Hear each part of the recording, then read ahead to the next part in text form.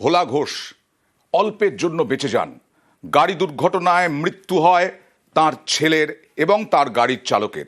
আর সেই ভোলা ঘোষ আজকে থানায় অভিযোগ করলেন খুনের চেষ্টার অভিযোগ দায়ের 8 জনের বিরুদ্ধে। সরাসরি চলে যাব প্রতিনিধি অমিতের কাছে। অমিত, রাজবাড়ী ফাঁড়িতে অভিযোগ দায়ের হলো 8 জনের বিরুদ্ধে অভিযোগ দায়ের, খুন এবং খুনের চেষ্টা। কি বলা হলো এবং এই 8 জন কারা?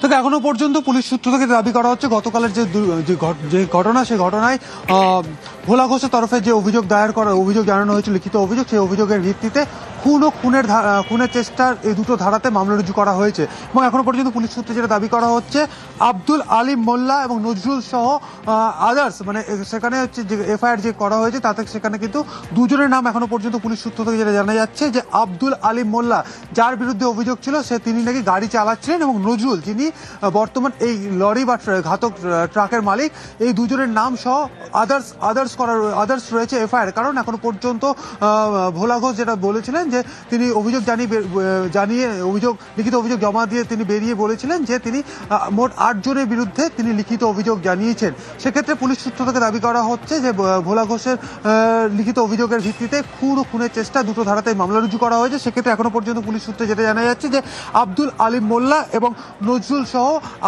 আদার্স হিসেবে সেখানে কিন্তু এফআইআর করা হয়েছে।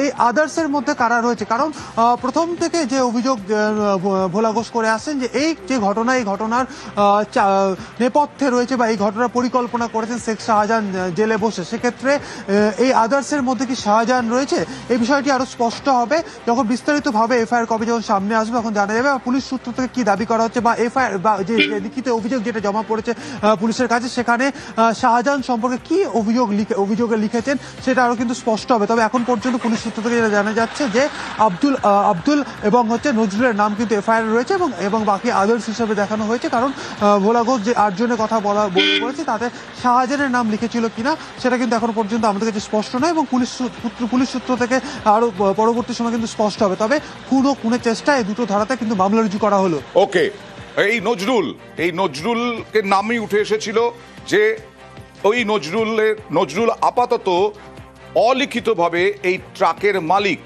এবং আলিম যে তাকে দেখেছেন ভোলা ঘোষ ট্রাক চালাতে, এইটাও অভিযোগ করেছিলেন ভোলা ঘোষ।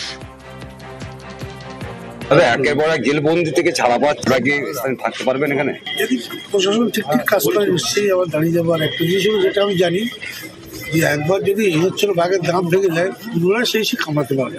শাহজাহান কি জেল থেকে আতঙ্কের সামনে চালাচ্ছে? একদম। আপনি কি সিবিআই ইডি কে বেশ কিছু তথ্য দিয়েছিলেন? ডেকেছে, না গেলে তো আমাকে অ্যারেস্ট করে নিত। যেটুকু জানি সেটুকু দিয়েছি। আপনাকে সিবিআই নোটিশ দিয়ে ডেকেছে? সিবিআই ইডি একবার না, মিনিমাম 10-12 বার করে যেতে হয়েছে। কেন আপনি তো ছিলেন না? ওর সঙ্গে তো ব্যবসায় জড়িত আমি। আচ্ছা, খবরটা বলুন কি হয়েছে। সেটা কবে গেছিলেন আপনি?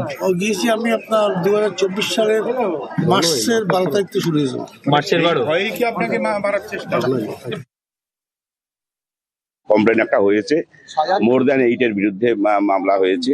আমার তো মনে হয় এই কনস্পিরেসিতে আরো অনেকেই জড়িত। তার কমপ্লেন অনুযায়ী যা দেখা যাচ্ছে এটা একটা মার্ডার, পরিকল্পিত মার্ডার।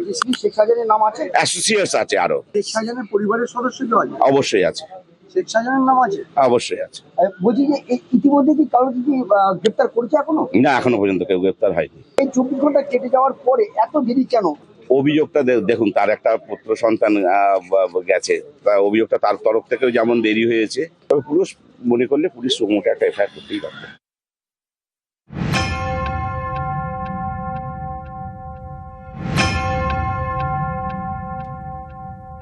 শাহজাহান শেখের যে ওই যে ঘটনা ছিল না, সিবিআই মামলায় হেনাতেনা, ইডিকে মারধর, ওর যে কার্যকলাপ, ও সাক্ষী ছিল আমার বাবা ভোলা ঘোষ। ও কোর্টে আজকে ডেট ছিল, আসছিল, সেই গাড়িকে চক্রান্ত করে মেরে দিয়েছে। শাহজাহান শেখেরই কথায় এখন ওই এলাকায় মুসলিম শেখ আর সবিতা রায় সম্পূর্ণ ইচ্ছা এর আগে থেকেও বিভিন্নভাবে হুমকি দিয়েছিল মারার জন্য। সন্দেশখালীর এক সময়ের বেতাজ বাদশাহ শেখ শাহজাহান এখন জেলে। তার বিরুদ্ধে চলা একাধিক মামলার অন্যতম সাক্ষী ভোলানাথ ঘোষের গাড়িতে বুধবার ধাক্কা মারে ট্রাক। তাতে মৃত্যু হয়েছে ভোলানাথের ছোট ছেলে এবং গাড়ির চালকের।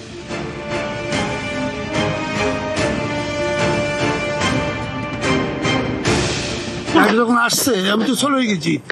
আমি আলিম আমার কাছের ছেলে, আমাকে চিনতে পারছি। এটা কি পুরো খুনের পরিকল্পনা? একদম পুরো আমার বংশ শেষ করার জন্য পরিকল্পনা।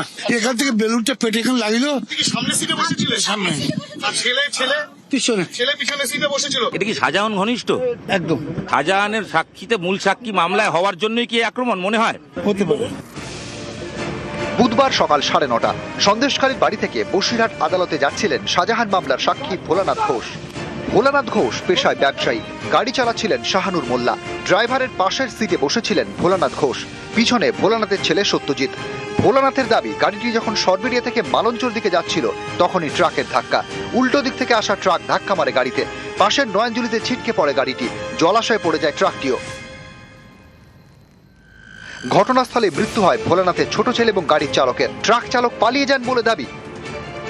গাড়ি যখন আসছে আমি তো চলে গেছি। আমি আলিম আমার কাছের ছেলে, আমাকে চিনতে পারছি। এটা কি পুরো খুনের পরিকল্পনা? একদম পুরো আমার বংশ শেষ করার জন্য পরিকল্পনা। এখান থেকে বেলুনটা পেটে এখানে লাগিল। সামনে সিটে বসেছিলেন? সামনে। আর ছেলে পিছনে। ছেলে পিছনে সিটে বসেছিল। তালতলা মোড় বলে একটা জায়গা আছে, ওখানটা ক্রস করার পরে ওখান থেকে গাড়িটা খুব বেপরোয়া চালায়। যারা বাইক চালিয়ে পিছনে আসছিল আমাকে বললো, আমি যখন স্পটে গেলাম বললো আমরা বাইক সাইড চাচ্ছিলাম, বাইক কেউ সাইড দেয়নি।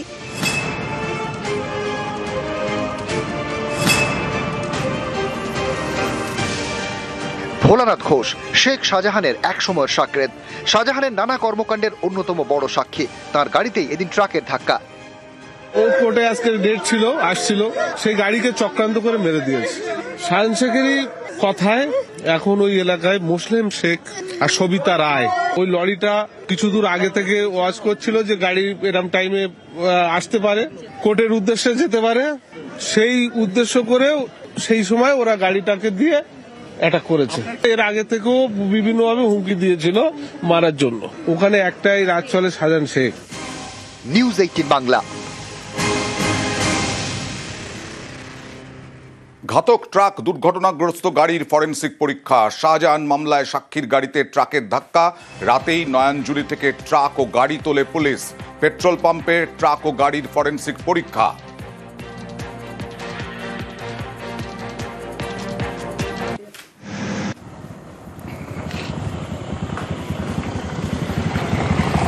গতকাল দুর্ঘটনাস্থলে পৌঁছে গিয়েছিলেন ফরেনসিক বিশেষজ্ঞ বা ফরেনসিক এক্সপার্টরা। কিছুক্ষণ আগেই ফরেনসিক এক্সপার্টরা একদম ঘটনাস্থল থেকে যেহেতু এই লরিটিকে তুলে আনা হয়েছে এবং একই সঙ্গে ভোলা ঘোষের গাড়িটি তোলা হয়েছে, সেক্ষেত্রে কি কি অংশ ড্যামেজ হয়েছে, বিশেষ করে এই যে জোন যেখানে হচ্ছে চালক বসেছিলেন চালকের আসনে লরির, সেই জোনের অংশ সেখানে কি কি ড্যামেজ রয়েছে সেটা দেখার পাশাপাশি, এক্সামিন করার পাশাপাশি গাড়ির চাকা, কারণ বারবার প্রশ্ন যেটা উঠছে যে লরিটি যদি দুর্ঘটনা এড়ানোর চেষ্টা করতেন তাহলে ব্রেক কষতেন। ব্রেক কষলে 16 চাকার গাড়ি, তার নিজস্ব ওয়েট রয়েছে, তাহলে মাটিতে ঘর্ষণজনিত দাগ কিন্তু স্পষ্ট হতো। সেটি কিন্তু পাওয়া যায়নি গতকাল ঘটনাস্থলে।